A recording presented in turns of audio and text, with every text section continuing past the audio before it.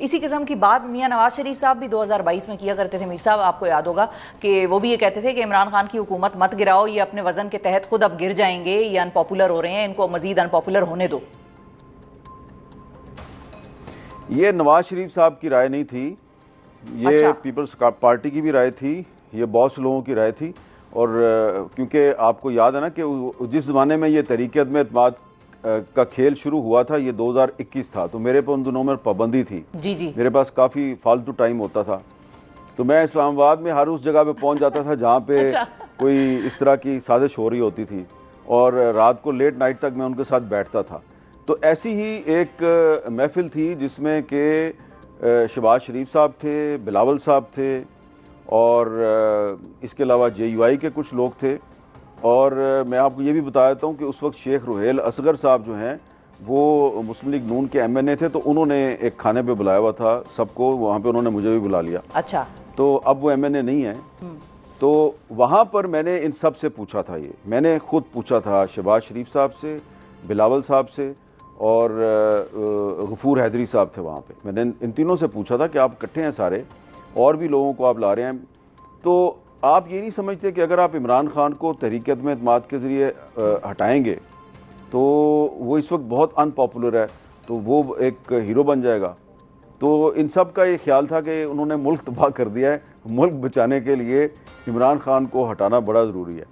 तो मैंने उनसे कहा कि देखें, बात ये है कि इतना तो मैं भी बेवकूफ़ नहीं हूँ, मुझे भी पता है कि जो जनरल बाजवा साहब हैं वो एक्सटेंशन लेना चाहते हैं, एक और एक्सटेंशन लेना चाहते हैं, तो इसके लिए वो थोड़ा प्रेशराइज़ कर रहे हैं इमरान खान को, तो इसके लिए वो आपको इस्तेमाल कर रहे हैं।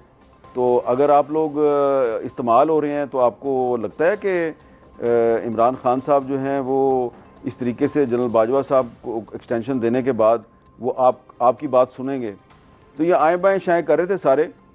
तो नवाज शरीफ साहब जो हैं वो उस वक्त लंदन में बैठे हुए थे, और उस वक्त शाहिद खाकान अब्बासी साहब बहुत आ जा रहे थे उनके पास। बाजवा साहब और नवाज शरीफ साहब के दरमियान शाहिद खाकान अब्बासी साहब ने काफ़ी पैगाम रसानी भी की। तो ये एक तासुर है कि जी नवाज शरीफ साहब जो हैं वो चाहते थे कि इमरान खान के ख़िलाफ़ तहरीक-ए-एतमाद ना लाई जाए। जो तहरीक-ए-एतमाद आई थी वो नवाज शरीफ साहब की कंसेंट से आई थी, उनकी मर्ज़ी से आई थी, और उसके बाद फिर जब तहरीक-ए-एतमाद टेबल हो गई, उसके बाद बाजवा साहब ने और जनरल फैज़ साहब ने कोशिश की कि ये वापस हो जाए, और ये सारे जो हैं इनको बुलाकर बाजवा साहब ने कहा इसको वापस करो। वहाँ पर जो बलूचिस्तान के कुछ रहनुमा थे वो डट गए थे, उसमें खालिद मक्सी साहब थे, उसमें अख्तर मैंगल साहब थे, और एक और बलूचिस्तान के रहनुमा थे। 3-4 जो बलोच रहनुमा थे ये डट गए थे। तो ये तासुर बिल्कुल गलत है कि जी नवाज शरीफ साहब जो हैं वो तहरीक-ए-एतमाद के। लेकिन मीर साहब यही दोनों हजरात फिर PDM हुकूमत का भी हिस्सा बने थे, अगर उस वक्त वो डट भी गए थे कि हम नहीं इसका वो बनते पार्ट। आप अख्तर मैंगल साहब की बात कर रहे हैं और खालिद मक्सी साहब की बात कर रहे हैं? जी हाँ, ये बिल्कुल बने। खालिद मक्सी साहब जो है उन्होंने तो जनरल बाजवा को यहाँ तक कहा था उस मीटिंग में कि बाजवा साहब, मैंने तो अभी 24 घंटे पहले जो है बाप पार्टी जो है उसकी तरफ से प्रेस कॉन्फ्रेंस का ऐलान किया और मैंने इनकी हमायत की है। तो अब आप कह रहे हैं जी कि तहरीक-ए-एतमाद वापस लो और इमरान खान शुड कंटिन्यू, तो ये तो फिर आप इस तरह करें, फिर आप मार्शल लॉ लगा दें इस मुल्क में, अगर आपने इस तरह ही करना है। तो ये देखिए ज़रा, बाप पार्टी जिसके बारे में कहा जाता था कि वो बिल्कुल इस्टेब्लिशमेंट की जेब में थी, उसके रहनुमा खालिद मक्सी साहब ने इनकार कर दिया। बाद में अख्तर मैंगल साहब PDM में शामिल हुए, लेकिन फिर उनके इख्तलाफात हो गए, क्योंकि वो उनके इख्तलाफात इमरान खान से भी हुए थे। वो इमरान खान के साथ भी एक पॉइंट पर उनके साथ गए थे कि आप लापता अफराद का मसला हल करें। जब वो मसला हल नहीं हुआ, उन्होंने उनका साथ छोड़ दिया। फिर PDM की गवर्नमेंट में भी उनका यही फटा था, और अभी भी उन्होंने जो असेंबली से इस्तीफा दिया हुआ है उसके पीछे भी यही कहानी है। बिल्कुल तो सही है। इसलिए आप ये कह सकते हैं कि इमरान खान के खिलाफ तहरीक-ए-एतमाद में वो लोग इनके साथ थे, लेकिन अब तो वो इनके साथ नहीं। हाँ जी, अब इनके साथ नहीं। तारीख बस बड़ी बेरहम होती है, बहुत सारे लोगों को बेनकाब करती जाती है साथ साथ। अच्छा मीर साहब ये बताएं आप कि पीपल्स पार्टी इस वक्त की क्या सिचुएशन है? कल हमारे प्रोग्राम में साहिबजादा हामिद रजा साहब थे, वो ये कह के गए हैं कि अब परेशान होने का वक्त वफाक का आ गया है और वफाक में भी कुर्सियाँ तब्दील हो सकती हैं, कोई और फ्रंट पे आके बैठ सकता है, तो नून लीग के लिए खासा परेशानी का वक्त है। और साथ ही खबर ये भी उड़ी हुई है कि पीपल्स पार्टी जो है वो बाकायदा तौर पर कैबिनेट में शायद शामिल होने की हवाले से बाज़गश्त भी चल रही है, बातचीत हो रही है, सोच विचार हो रहा है। आपकी इस हवाले से क्या इतलात हैं? पीपल्स पार्टी अभी कहाँ खड़ी है, क्या हो रहा है? वज़ीर आज़म शहबाज शरीफ साहब कोशिश कर रहे हैं, काफ़ी अरसे से पीपल्स पार्टी को कन्विंस करने की कोशिश कर रहे हैं कि आप फेडरल गवर्नमेंट का हिस्सा बन जाएं, क्योंकि अभी पीपल्स पार्टी जो है ना वो सिर्फ कॉन्स्टिट्यूशनल पोजीशंस लेके बैठी हुई है। प्रेसिडेंट ऑफ पाकिस्तान का ओहदा है और 2 सूबों की उनके पास गवर्नरशिप है, तो इन ओहदों पे वो बैठे हुए हैं। तो लेकिन शहबाज शरीफ साहब चाहते हैं कि वो कैबिनेट में भी शामिल हो जाए। उसके लिए उन्होंने उनको 5-6 बड़ी अहम वजारतें भी ऑफर की हैं।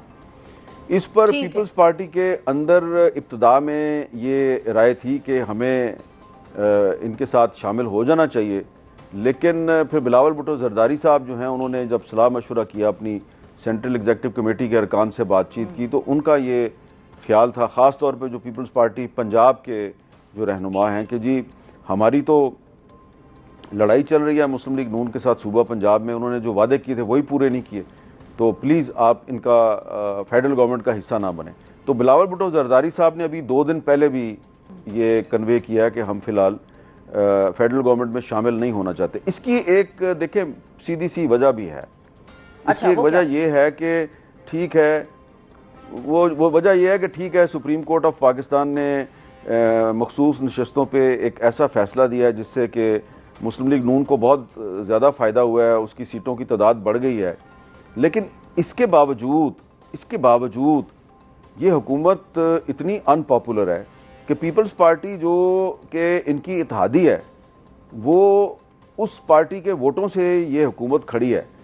उसके बावजूद पीपल्स पार्टी इस हुकूमत की काबीना में शामिल होने से गुरेज कर रही है और मुसलसल गुरेज किए जा रही है। और अभी मुझे लगता है कि फ़िलहाल आने वाले काफ़ी अरसे तक पीपल्स पार्टी गुरेज की पॉलिसी ही इख्तियार करेगी। गुरेज ही करेगी, बिल्कुल ठीक है। पाकिस्तान की सियासत के हवाले से हमने बात की, लेकिन पाकिस्तान की सियासत में एक और नया आइडिया इंजेक्ट हो गया है, आप इसको कहें कि सामने आया है, इंट्रोड्यूस कराया जा रहा है, वो है अब्राहम अकॉर्ड के नाम से। अब्राहम अकॉर्ड वो मुआहिदे जिनके हवाले से हमने प्रोग्राम के आगाज़ में आपको बताया। मीर साहब ये बताइए कि ये अब्राहम अकॉर्ड जो है, इसको तस्लीम करने के हवाले से ख्वाजा आसिफ साहब, राना सनाउल्लाह साहब के जो अचानक तवातर के साथ बयानात सामने आ रहे हैं, इस पर ज़रा अगर हम बात कर लें, क्या वाकई पाकिस्तान को इस हवाले से प्रेशर आ रहा है? पाकिस्तान से ये तकाजा किया जा रहा है कि आप अब्राहम अकॉर्ड को मान लें, इन्हें पर गौर करें, और मतलब कहाँ से प्रेशर आ रहा है, कौन क्या इसका सिलसिला चल रहा है, ये इसके हवाले से आपकी क्या खबरें? देखिए, ये अब्राहम अकॉर्ड जो है ना, ये उस वक्त ये बात शुरू हुई थी जब ट्रंप साहब का पहला दौरे सदारत था, जब पहली दफ़ा वो अमेरिका के सदर थे। तो उस ज़माने में ये बातचीत शुरू हुई थी। बज़ाहिर इसका मकसद तो ये है ना कि जो मुख्तलिफ मुस्लिम ममालिक हैं वो इज़राइल को बतौर एक ममलकत के तस्लीम कर लें, उसके साथ सफारती ताल्लुकात कायम कर लें। असल मकसद तो ये है जी। तो ये ट्रंप साहब के पहले दौर में ये प्रेशर उस वक्त भी पाकिस्तान पे आया था, मैं उसका आई विटनेस हूँ। यहाँ तक कि मुझे भी कहा गया था कि भाई आप लोग जो हैं वो क्यों आप इज़राइल के साथ ताल्लुकात की मुखालफत करते हैं, क्या मसला भाई आपका इज़राइल के साथ। और उसके बाद फिर कंपेन भी शुरू हुई थी। आप याद करें ना कि बहुत बड़े बड़े जो पाकिस्तान के सहाफ़ी हैं, टीवी एंकर्स हैं, उन्होंने प्रोग्राम किया था बाकायदा कि इज़राइल के साथ सफारती ताल्लुकात कायम करने के क्या क्या फ़वायद होंगे। और एक मीटिंग मुझे याद है जो वज़ीर आज़म सेक्रेटेरिएट में हुई, और उस मीटिंग में कोई 10-15 जो टीवी एंकर्स हैं उनको बाकायदा घेर कर ले जाया गया। मैं भी ये याद है। और मीर साहब आपका एक स्टांस भी था, बिल्कुल आपका एक स्टांस भी था, बड़ी स्ट्रॉन्ग पोजीशन थी जो आपने उस वक्त ली थी, और आपने ये भी बताया था, अपने प्रोग्राम्स में भी जिक्र किया था, कॉलम्स में भी लिखा था कि उस वक्त की हुकूमत जो खान एडमिनिस्ट्रेशन थी उस पर भी प्रेशर आया था और खान साहब ने इनकार किया था। ये भी खबर आपकी थी जी। वहाँ पे देखें ये हुआ था कि ऐसा लग रहा था कि कुछ टीवी एंकर्स जो हैं उनको बाकायदा ब्रीफ किया गया है और उनकी असाइनमेंट ये थी कि उन्होंने इमरान खान को कन्विंस करना था कि जी आप